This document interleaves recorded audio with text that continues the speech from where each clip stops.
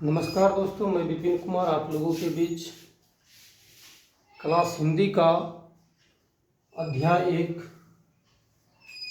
सर्व विभाजन और जाति प्रथा चैप्टर 1 लेके आया हूँ। अध्याय 1 है, क्या है जी? अध्याय 1 चैप्टर का नाम है सर्व विभाजन और जाति प्रथा। ये कौन सा है? क्लास 10th का है, क्लास 10th का। आप लोग 2026 में इसका क्या करिएगा, एग्जाम दीजिएगा, ठीक ना। तो चलिए शुरुआत करते हैं। तो देखिए, कहता है चैप्टर में पहले हम लोग इसके बारे में जानेंगे। इस दिव्या है क्या, अम्बेडकर, डॉक्टर भीमराव अम्बेडकर जी ना। इसमें से आपको 2-3 क्वेश्चन जरूर बनता है। यह है चैप्टर का, लेकिन फर्स्ट लेखक के बारे में अगर पढ़ लीजिएगा तो आपको 2 से 3 क्वेश्चन आराम से बन जाएगा, कहीं कोई दिक्कत नहीं। चलिए शुरुआत करते हैं। कहता बाबा साहेब भीमराव अम्बेडकर का जन्म 14 अप्रैल 1891 ईस्वी में महू मध्य प्रदेश में दलित परिवार में हुआ था। देखिए, पहला क्वेश्चन बन गया कि इनका जन्म कब हुआ था? 14 अप्रैल 1891 ईस्वी में। पूछेगा कहाँ हुआ था, तो महू मध्य प्रदेश में, या इस महू नहीं पूछेगा तो मध्य प्रदेश डायरेक्ट पूछता है, ठीक है। 2 क्वेश्चन इस जगह से बन गया। आगे देखिएगा तो मानव मुक्ति के पुरोधा बाबा साहेब अपने समय के सबसे सुपठित जनों में से एक थे, यानी कि ये क्या थे? अच्छे पढ़ने लिखने वाले व्यक्ति थे। आगे देखिएगा तो प्राथमिक शिक्षा के बाद बड़ौदा नरेश के प्रोत्साहन पर उच्च स्तरीय शिक्षा के लिए न्यूयॉर्क अमेरिका और फिर वहां से लंदन इंग्लैंड गए। कहाँ गए जी? लंदन इंग्लैंड गए, ठीक। आगे देखिए कहता उन्होंने संस्कृत का धार्मिक, पौराणिक और पूरा वैदिक बाडम्य अनुवाद के जरिए पढ़ा और ऐतिहासिक सामाजिक क्षेत्र में अनेक मौलिक स्थापनाएं प्रस्तुत की। देखिए, कहने मतलब कहता है कि कोई भी व्यक्ति जब तक पूर्ण रूप से गहन अध्ययन नहीं करेगा तब तक वह कोई भी चीज को मतलब बता नहीं सकता, स्थापना नहीं कर सकता, है ना। चलिए आगे देखते हैं। कहता सब मिलाकर वे इतिहास, मीमांसक, विधिवेता, अर्थशास्त्री, समाजशास्त्री, शिक्षाविद तथा धर्म दर्शन के व्याख्याता बनकर उभरे ना। यानी कि कोई भी व्यक्ति इतना महारत हासिल कब कर सकता है? तभी हासिल कर सकता है जब वह हर एक क्षेत्र में, हर एक विषय में एक सबसे ऊपर का ज्ञान अगर रखते हैं तभी ऐसा महारत हासिल कर सकते हैं, अन्यथा संभव नहीं है। तो इन्हीं में से एक थे डॉक्टर भीमराव अम्बेडकर। चलिए, स्वदेश में कुछ समय उन्होंने वकालत भी की। स्वदेश में यानी कि अपना देश में उस दिन ये क्या किए थे? वकालत भी किए थे। समाज और राजनीति में बेहद सक्रिय भूमिका निभाते हुए उन्होंने अछूतों, स्त्रियों और मजदूरों को मानवीय अधिकार व सम्मान दिलाने के लिए अथक संघर्ष किया। यानी कि कुल मिलाकर बताया जाए तो इन्होंने दूसरों के लिए बहुत ज़्यादा प्रयास किए और जिसको जो मतलब अधिकार नहीं मिलने वाला था वो भी इन्होंने पढ़ लिख कर एक महान व्यक्ति बनकर लोगों को सहायता प्रदान की और जिसको जो समस्या होता था उसको दूर की। चलिए आगे देखिए, उनके उसके बाद देखिए कहता उनके चिंतन व रचनात्मकता के मुख्यतः 3 प्रेरक व्यक्ति रहे। ये भी क्वेश्चन बनता है, भी आया। देखिए, ये सब जितना भी बताएं आप ऑब्जेक्टिव उल्टा के देख लीजिएगा, अगर नहीं मिलेगा तो फिर हमको बताइएगा, ठीक। 3 प्रेरक व्यक्ति रहे, कौन जी? बुद्ध, वीर और वीर नहीं होगा, महावीर होगा। क्या होगा जी? महावीर हो जाएगा, महावीर और ज्योतिबा फुले, ठीक। ये तीनों क्या थे? इनके प्रेरक थे, ठीक। आगे देखिए कहता है, आगे देखिए क्या कहता है।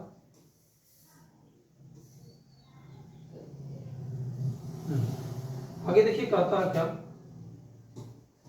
कह रहा है? उनके जैसे बता दिए तो भारत के संविधान निर्माण में उनकी महत्वपूर्ण भूमिका और एकनिष्ठ समर्पण के कारण ही हम आज उन्हें भारतीय संविधान का निर्माता कहकर श्रद्धांजलि अर्पित करते हैं। लेकिन उनको श्रद्धांजलि अर्पित करते हैं, क्या बोलते हैं? भारत के संविधान निर्माता ना। आगे देखिए कहता है दिसंबर 1956 ईस्वी में दिल्ली में बाबा साहेब का निधन हो गया। यानी कि दिल्ली में देखिए, ये भी क्वेश्चन कुल मिला के आपको 5 क्वेश्चन बताए। कितने क्वेश्चन बताए? ऑब्जेक्टिव का 5 क्वेश्चन। जन्म, कहाँ जन्म हुआ था, ठीक, प्रेरक हो गया, ठीक ना, चिंतक हो गया, और ये मृत्यु हो गया। क्या हो गया जी? मृत्यु।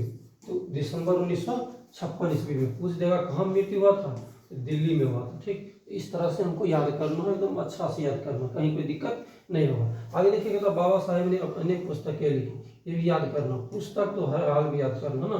तो ये भी है बीविया है, कहिएगा सर बीविया कैसे है, देख लीजिएगा। आपको ऑब्जेक्टिव नहीं मिलेगा तो फिर हमको बताइएगा। तथा उनकी प्रमुख रचनाएं एवं भाषण है the caste in India, their mechanism, genesis and development, the untouchables, who are they, who are Shudras, Buddhism and communism, Buddha and his Dhamma, thoughts on linguistic status, the rise and fall of the Hindu women, annihilation of caste आदि। ये सब इनका क्या था? बीविया पुस्तक था। क्या था जी? पुस्तक था। इसको अगर याद कर लीजिएगा तो ठीक से 1 नंबर आएगा ही आएगा। ठीक, चलिए आगे देखिए। कहता हिंदी में उनका संपूर्ण बॉर्डर में भारत सरकार के कल्याण मंत्रालय से बाबा साहब अम्बेडकर संपूर्ण बॉर्डर में नाम से 21 खंडों में प्रकाशित हो चुका है। यानी कितनों खंडों में प्रकाशित हुआ? 21 खंडों में। हो सकता है यहाँ से भी क्वेश्चन बन सकता है। ठीक, चलिए आगे देखिए। कहता है, क्या कहता है, थोड़ा ऊपर कर लेते हैं।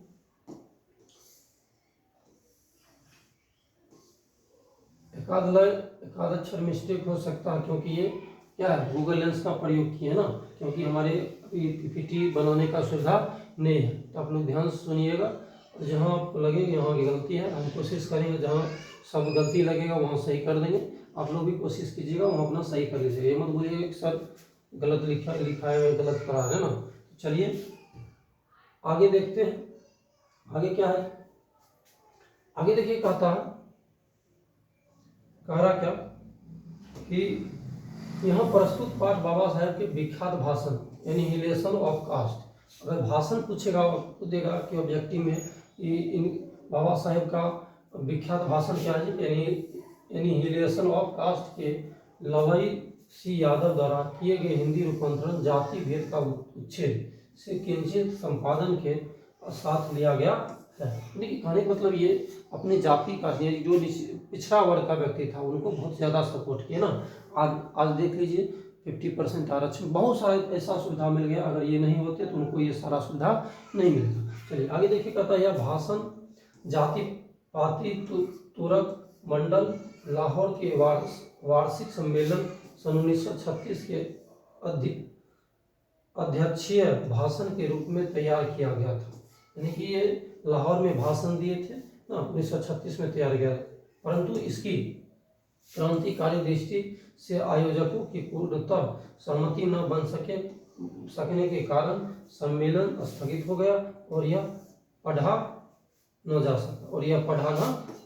यानी कि 1936 में तैयार हो गया था ना, लेकिन इसको स्थगित हो गया ना, भाषण तो नहीं हो पाया, तो जिसके वजह से इसको पढ़ा नहीं जा सका। चलिए आगे देखिए। अब हम लोग आते हैं चैप्टर पे आते हैं। अब चैप्टर में क्या कह रहा है इसके बारे में हम लोग जानते हैं। तो ये आप लोग को 7-8 ऐसा बात बता दी है जिसमें से 2 से 3 नंबर आपको हर हाल में आएगा तो आएगा। चैप्टर में देखिए हम लोग को क्या कहता है इसके बारे में हम लोग जानते हैं। चलिए चैप्टर में कह रहा है जी कि संविभाजन और जाति प्रथा, ये चैप्टर का नाम है। चलिए कहता है यह विडंबना की ही बात है कि इस युग में भी जातिवाद के पोषकों की कमी नहीं है। जातिवाद के पोषकों की कमी नहीं है। कहने का मतलब हम लोग वर्तमान में जी रहे हैं ना, अभी भी जात पात होता ना, अभी जाति या जनगणना चल रहा है ना। क्यों जनगणना चल रहा है ना?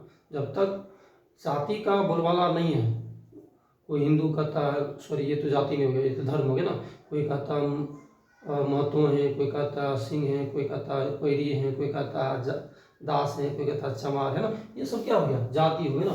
तो पहले जितना प्रभाव था उतना नहीं है, लेकिन अब पर भी अभी भी है। चलिए इसके बाद देखिएगा तो इसके पोषक कई आधारों पर इसका समर्थन करते हैं, यानी कि कई आधार पर इसको समर्थन भी करते हैं। तो समर्थन का एक आधार यह कहा जाता है कि आधुनिक सभ्य समाज कार्यकुशलता के लिए श्रम विभाजन को आवश्यक माना जाता है, और चूंकि जाति प्रथा भी श्रम विभाजन का ही दूसरा रूप है। अब कहिएगा ये सर जी कैसे हो गया, तो जाति प्रथा करने मतलब कि जाति से भी रिलेट करता है हम लोग का काम ना, वही हुआ जी, सर मतलब कम हो गया। ठीक, कहने का मतलब ये हुआ कि जैसे मान लिया जाए धोबी है, धोबी क्या करता है, कपड़ा धोता है। मान लिया जाए ये राम जो है वो क्या करता है, जूता सिलता है। यानी कि आज के दौर में लगभग ऐसा नहीं होता, लेकिन अधिकतर अभी भी ऐसा चल रहा है ना। तो इस तरह से देखा जाए तो मुख्य रूप से चलता है। आगे देखिए, इसलिए इसमें कोई बुराई नहीं है, इसमें से कोई बुराई नहीं है। तो इस तरह के संबंध में पहली बात तो यह ही आपत्तिजनक है कि जाति प्रथा श्रम विभाजन के साथ साथ श्रमिक विभाजन का भी रूप लिए हुए है। किस चीज का रूप लिए हुए, श्रमिक विभाजन ना। तो जाति के आधार पर भी लोग काम करते हैं। चलिए आगे देखिए कि निश्चय ही सब समाज को आवश्यकता है, परंतु किसी भी सब समाज में श्रम विभाजन की व्यवस्था श्रमिकों के विभिन्न वर्गों में अस्वाभाविक विभाजन नहीं करती, अस्वाभाविक विभाजन नहीं करती। तथा भारत की जाति प्रथा की एक और विशेषता यह है कि यह श्रमिकों का अस्वाभाविक विभाजन नहीं करती, बल्कि विभाजन वर्गों को एक दूसरे की अपेक्षा ऊंच नीच, क्या कहा जी, ऊंच नीच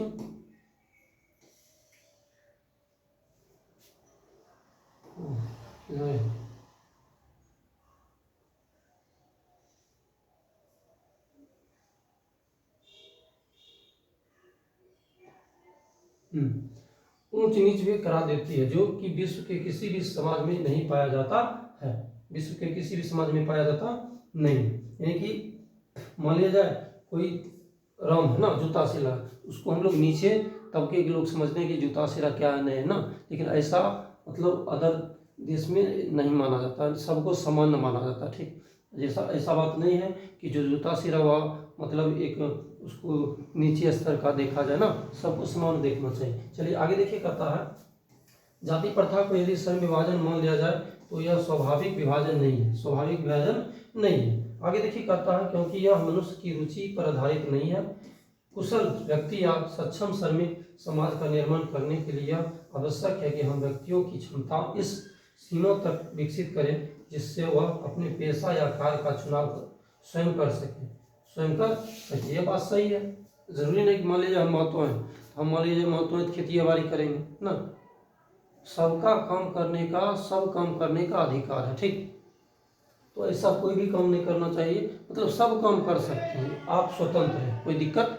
नहीं है, ये मतलब कहा जा रहा है। आगे देखिए, कहता है इस सिद्धांत के विपरीत जाति प्रथा का दूषित सिद्धांत यह है कि इससे मनुष्य के प्रशिक्षण अथवा उत्साह की निजी क्षमता का विचार किए बिना दूसरे ही दृष्टिकोण जैसे माता पिता के सामाजिक स्तर के अनुसार पहले से ही अर्थात गर्भाधारण के समय ही मनुष्य का पेशा निर्धारित कर दिया जाता है ना। ये तो बात सही है, अभी भी हो रहा। मान लिया जाए कि हम कोयरी है तो कोयरी कहलाएंगे ना, कुशवाहा जिसको बोलते हैं ना, जो मान लिया राम है वो राम ही कहलाएगा। ठीक, जो मान लिया सिंह है वो सिंह ही कहलाएगा। तो गर्भाधान से ही हम लोग को मतलब ये जाति का टैग दे दिया जाता है कि हम इस जाति के हैं और इस जाति के हैं। तो अब तो उतना नहीं हो रहा, लेकिन अभी भी उतना मतलब थोड़ा बहुत हो रहा है कि जिस जाति के उस काम को हम लोग ज़्यादा मतलब करते हैं ना। चलिए आगे देखते हैं, आगे देखिए क्या कहता है, आगे देखिए कहता है क्या कि कह रहा जाति प्रथा पेशे का दोषपूर्ण पूर्व निर्धारण ही नहीं करती, बल्कि मनुष्य को जीवन भर के लिए एक पेशे में बांध देती है, जीवन भर के लिए एक पेशे में क्या कर देती है, बांध देती है। अब जो मान लीजिए बेचारा जूता सी रहा ना, वो बेचारा भर जिंदगी क्या करेगा, जूता ही सीते रह जाएगा, वो चाह नहीं सकता कि दूसरा मतलब माइंड सेट उसे उसका ऐसा कर दिया जाता है कि वो दूसरा काम नहीं कर सकता ना। तो ऐसा हमें नहीं करना चाहिए, और जीवन भर वही काम करता ना। देखते हैं, ठीक है ना जी।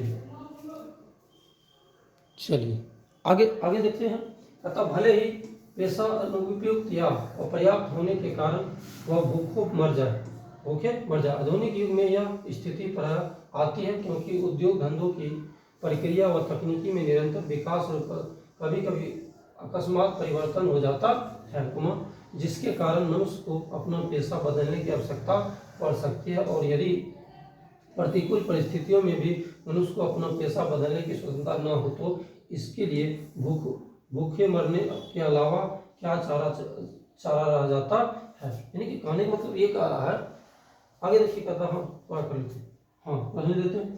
कहने का मतलब ये कह रहा है, मान लिया जाए कोई व्यक्ति है और जूता भरने से 100 रुपया कमा रहा, आज के ज़माने में मतलब मान लिया जाए इतना महंगाई है कि 500 भी रुपया कमाएगा तब पर भी उसको अच्छा से सब कुछ पूर्ति नहीं हो सकता। तो वह बेचारा क्या कर सकता है, वह इंसान उस पेशा को छोड़ के जब तक दूसरा पेशा नहीं अपनाएगा तब तक वह अपना जीवन यापन नहीं कर सकता और भूखा मर सकता है। इसलिए कह रहा है कि हम स्वतंत्र हैं, हमें ऐसा काम करना चाहिए। आगे देखिए, तो हिंदू धर्म की जाति प्रथा किसी भी व्यक्ति को ऐसा पेशा चुनने की अनुमति नहीं देती है जो उसका पैतृक पेशा न हो, भले ही वह उसमें परंपरागत हो। इस प्रकार पेशा परिवर्तन की अनुमति न देकर जाति प्रथा भारत में बेरोजगारी का एक प्रमुख व प्रत्यक्ष कारण बनी हुई है।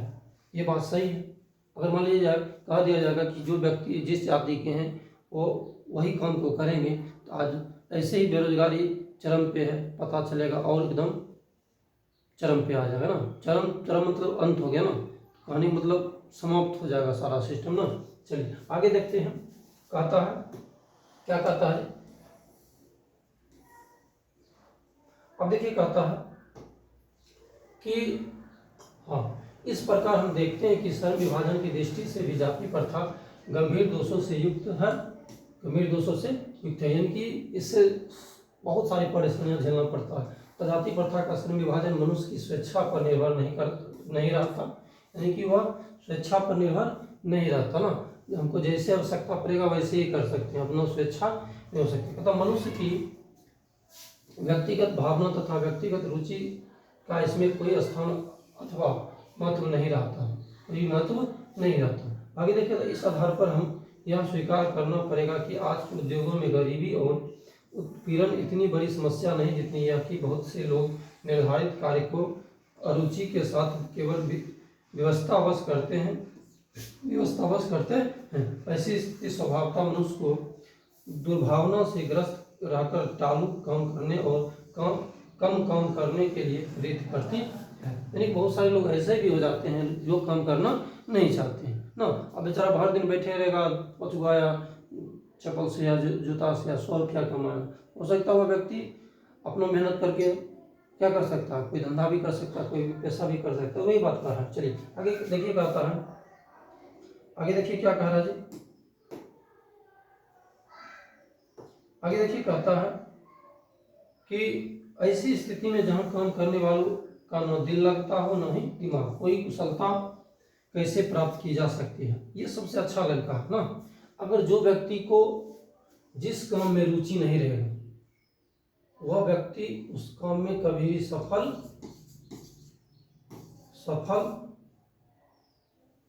नहीं हो सकता,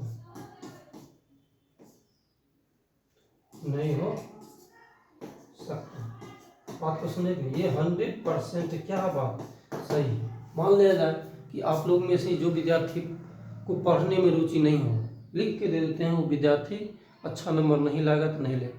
जो विद्यार्थी पढ़ने में इच्छुक होगा, मन लगा के पढ़ता होगा, उसको कोई नहीं रोक सकता, उसको ज्ञान देने की कोई आवश्यकता नहीं, वह बच्चा अच्छा नंबर लाएगा तो लाएगा। वही बात कर रहा है, जिस व्यक्ति को जिस काम में दिल और दिमाग दोनों नहीं लगता, वह काम उसे कुशलता से नहीं हो पाता, ठीक है ना, वो प्राप्त नहीं हो पाता। इतना अच्छा लाइन है, इस लाइन को याद कर लीजिए अपने जीवन लाइफ में। क्यों कहता कि पढ़ाई लिखाई करने से ज्ञान खुलता ना, तो पढ़ाई लिखाई करने से हमको ज्ञान इसलिए खुला। देखिए कितना अच्छा लाइन कहा कि क्या करा, ऐसी स्थिति में जहाँ काम करने वालों का न दिल लगता हो न दिमाग, कोई कुशलता कैसे प्राप्त की जा सकती है ना।